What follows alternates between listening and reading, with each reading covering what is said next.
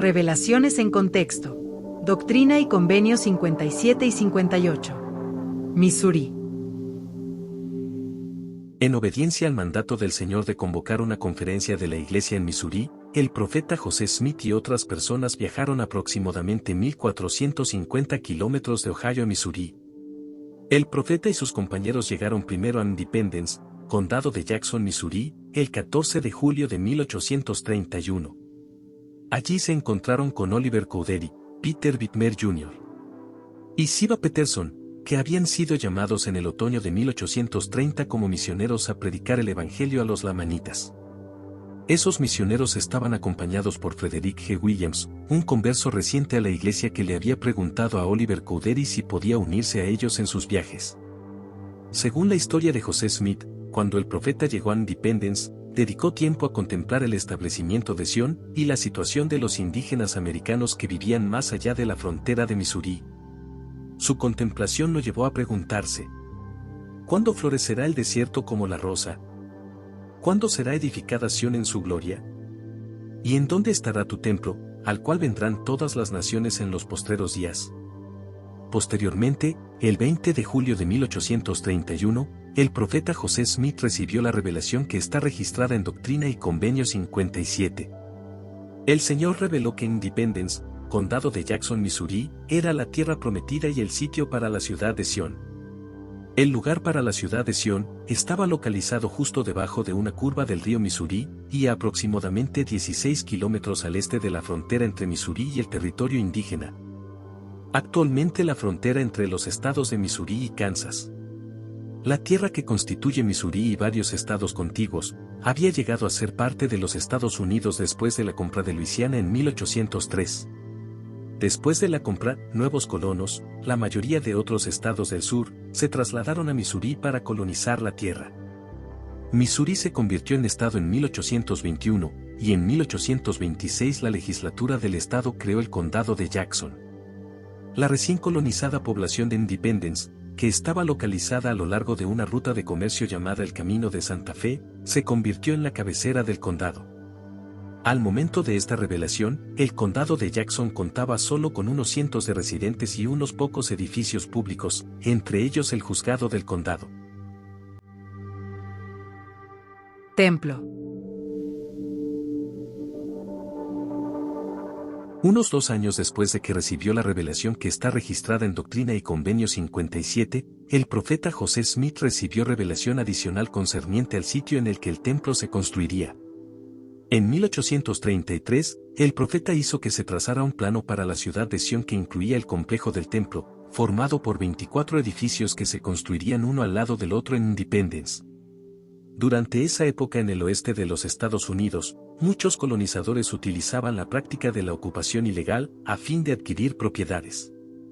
Eso significaba que se establecían en un terreno o propiedad desocupados, con la intención de registrar más adelante su derecho a él en el juzgado del condado.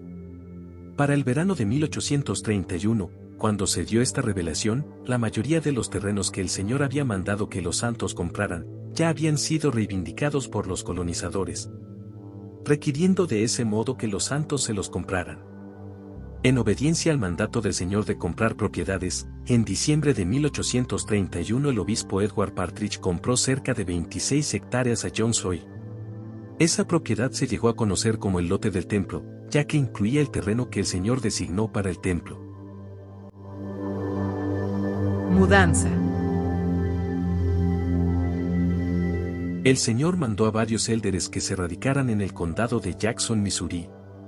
Radicarse implica que la intención del Señor era que esos hombres permanecieran en el condado de Jackson y que desarrollaran la zona y la convirtieran en su nuevo hogar.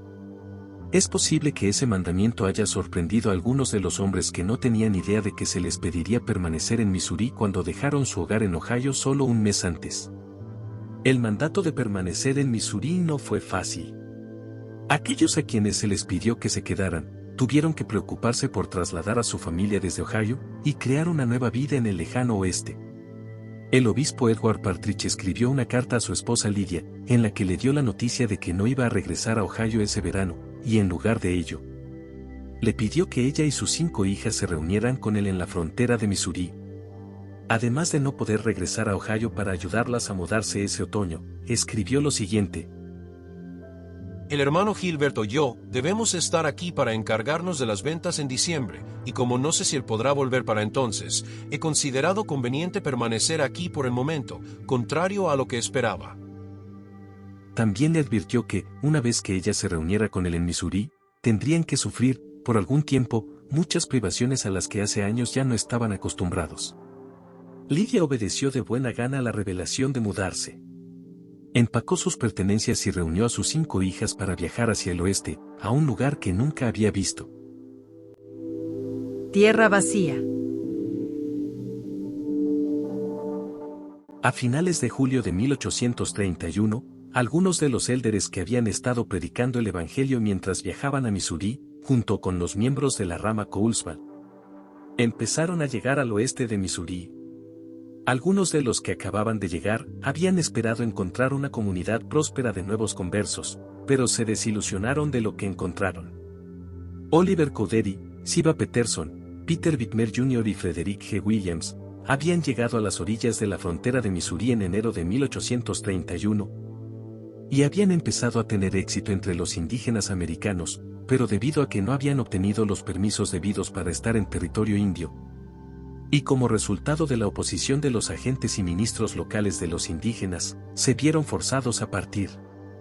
Tras haber sido expulsados del territorio de los indígenas en febrero de 1831, los misioneros predicaron a los colonos de raza blanca en el condado de Jackson.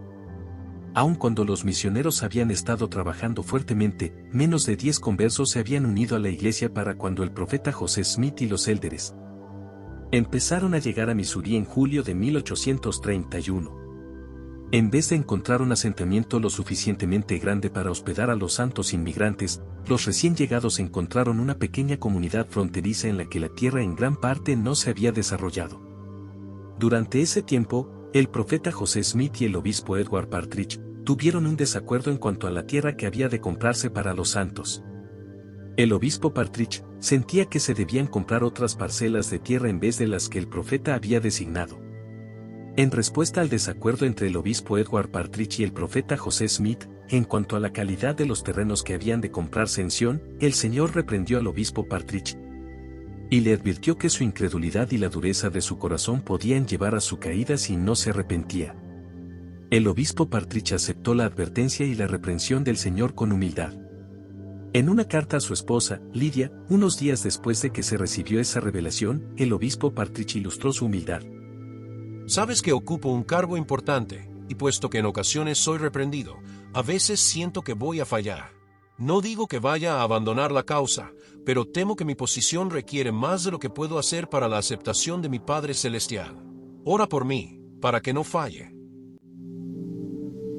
Establecer Sion.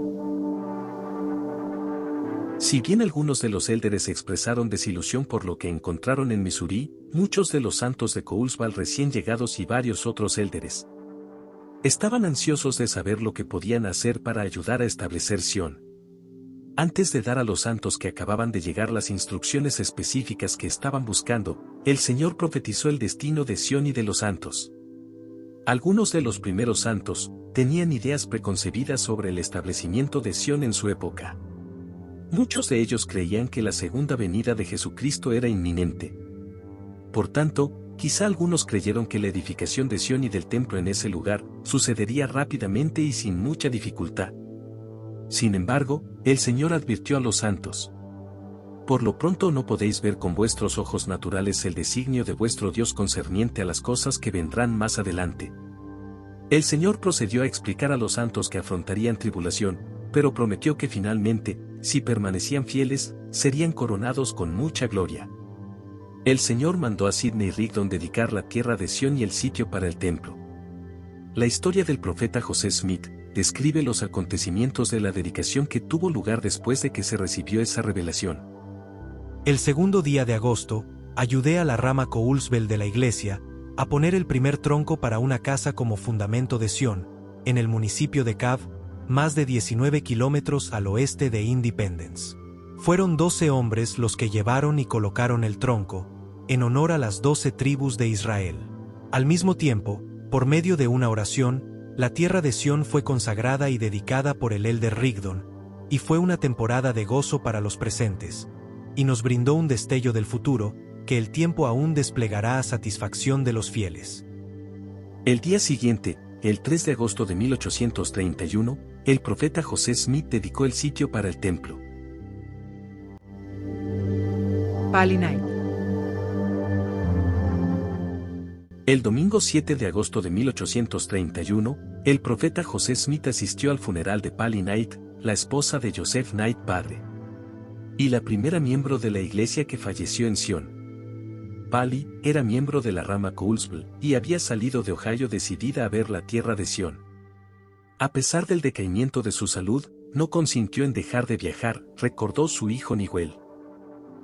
Su único, o su mayor deseo, era poner los pies en la tierra de Sión, y que la sepultaran en esa tierra. El Señor le concedió el deseo de su corazón, y vivió lo suficiente para pisar esa tierra.